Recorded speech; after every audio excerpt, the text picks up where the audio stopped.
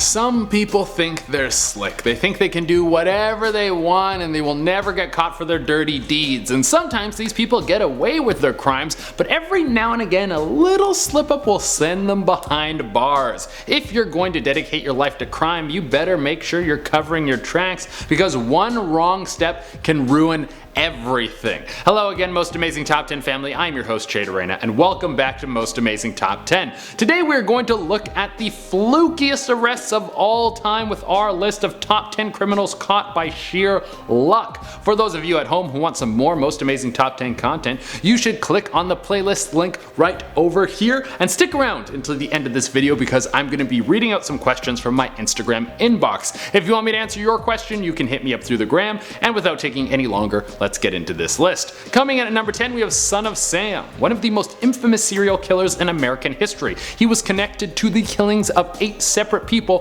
all whom he shot to death. It wasn't just killing that made him famous. He was known for sending letters and riddles to the police to try and taunt them because they couldn't find out who he was. Well, it turns out that he wasn't as slick as he thought. The way he got caught was from 2 things: a parking ticket and bad vibes. At the time that Son of Sam was committing one of his murders, there was a car that was illegally parked and got a ticket. This car was parked just a few blocks away from the place where the murder happened. This clue is how the police were able to find his home and eventually link him back to the crime. But what was even more of a fluke was that Son of Sam was spotted close to this car by a woman named Cecilia Davis, and she said he gave off bad vibes. Eventually all the clues came together, and it was found that Mr. Bad Vibes was the owner of the car and in fact Son of Sam. So many things came together to see this man put behind bars. Coming in at number 9, we have If Lost, Call This Number. Here's the thing about hard drugs: they can make you do some pretty dumb things. And this point is a series of dumb decisions that all came together.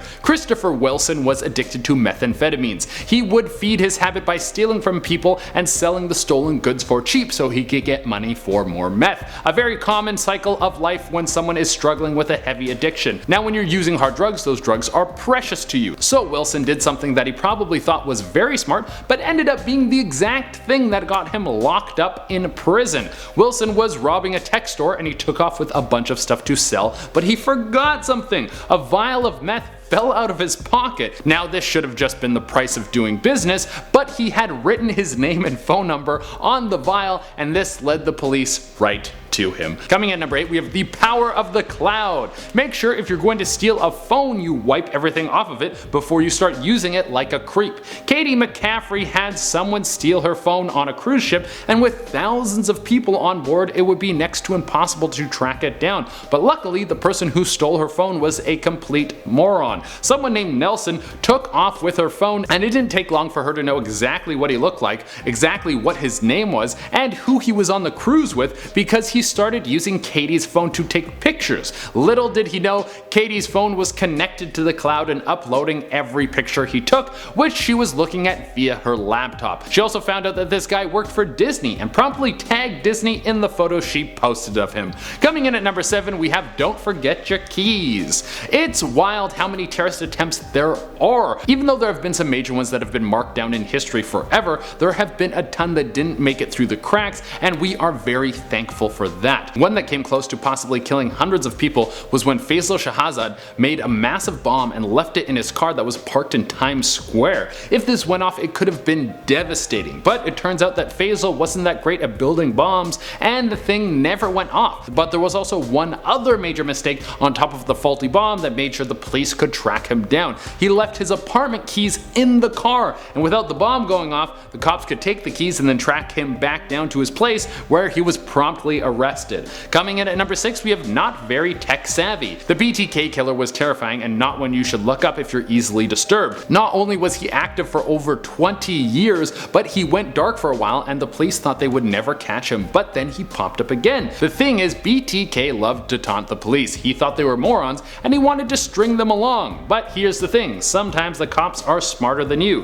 BTK, also known as Dennis Raid, asked the police through a letter if they could track him back through a floppy disk. They informed him that they couldn't, even though they could. Well, next thing you know, the cops got a floppy disk from him and tracked it back to a church where the dude was arrested. I don't know why he thought the cops would tell him the truth. Coming in number 5, we have Graham Price should have kept his mouth shut. The Graham Price case is one of the most famous because it's a perfect example of someone who should have said nothing and they would have been living the high life right now. Graham was working at a bank for years, and the whole time he was there, he was stealing money from them. He knew the banking system inside and out, and this gave him the knowledge to slowly but surely fill his pockets with the big bank's funds. And honestly, I don't blame him. Banks are stealing from us all the time, so you might as well steal right back. And he wasn't walking away with chump change either. This guy was packing millions of pounds away into his own bank account. This guy was a modern day bandit, and everything went off smoothly. Nobody knew. He looked like a king and should have sailed away into the sunset on a yacht made of gold. But for some reason he gave his employee thank you letter when he left the company, where he mentioned that he had been stealing from them, and then he was arrested. Coming in at number 4, we have Butt Dial sends you to the slammer. This one is actually more common than you would think, but one of the most famous of these was when two criminals were trying to pull off a break and enter into a car and home. As they were starting their heist, one of them butt dialed the cops. The 911 operator did not know they were criminals at first, but here's the thing about a 911 operator. They know when someone is calling, they usually mean business, so they aren't just going to hang up the phone because no one is talking to them. This operator just stayed on the line and kept picking up clues as to what was going on. At first they thought they might have been about to crack a secret code that was being given to them while someone was in trouble but couldn't talk on the phone, but it was later revealed that it was just two dumb criminals talking about what they were doing. They gave up their location and the cops closed in before they could slip away.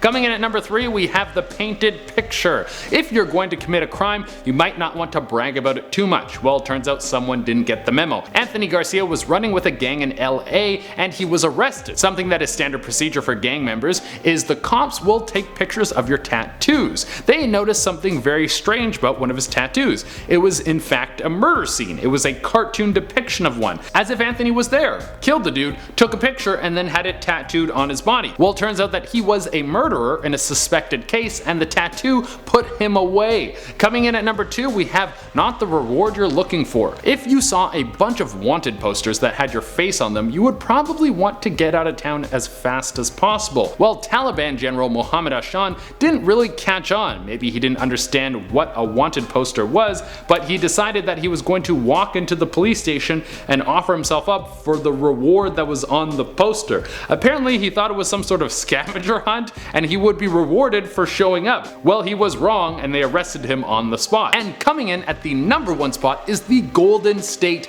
Killer. This is one of the wildest cases ever to come into the forefront. The Golden State Killer was actually 2 separate investigations that ended up being the same person. These cases were cold for nearly 50 years, but when the hive mind of the internet started to come together, the pieces started to match. Eventually people were able to link these separate cases together and find that these crimes were committed by the same person. Eventually a DNA swab from a doorknob was linked to an ancestry test that linked everything back to a man named Joseph James DeAngelo. If it wasn't for the hive mind of the internet and this ancestry test, this guy would have never been caught. Alright everyone, that has been the list, and now I'm going to answer some questions from my Instagram inbox. Rebecca Rodriguez wrote in and asked, what is your favorite video game series? This is a super hard question for me to answer. I've recently been going back and playing a lot of the Souls-likes. I played through Dark Souls 3, Sekiro, Bloodborne, now I'm playing the Surge 2, so I like Souls-likes and the Souls series, but the series that I like the most might be Zelda. That's for sure the series that I've played the most games from, but this is a super hard question, so either the Souls series or Zelda, even Doom. I really like Doom 2, but I don't really have an answer for that. Next question comes from Sestar7, who wrote in and asked, are you in a show called Paranormal Night Shift? And the answer is yes I am. I have been casted in a couple cheesy reenactment shows. I kinda like doing them because they're so funny to watch afterwards. I am such a terrible actor, so it feels like it breaks the immersion of the show whenever you see me on screen. Like, who's that dude who can't act and his mouth is always open? And finally, Shadow Glitch Trap 1983 wrote in and asked, what is your favorite drink? And it is 100% Water. Water is the king of all drinks. You can't make any other drink without it. You can turn it into so many other things with ease, like coffee or tea. It gives life to everything on this planet. You put water in a cup, it becomes the cup. You put water in a bottle, it becomes the bottle. You put water in a teapot, it becomes the teapot. Now water can flow or it can crash. Be water, my friend. Alright everyone, that has been our list. Thank you all so much for tuning in. As always, I would love it if you could like, comment, subscribe, and hit the little notification bell. Until next time, I've been your host, Jay Dorena, and if you're a criminal, try not to get caught. Bye.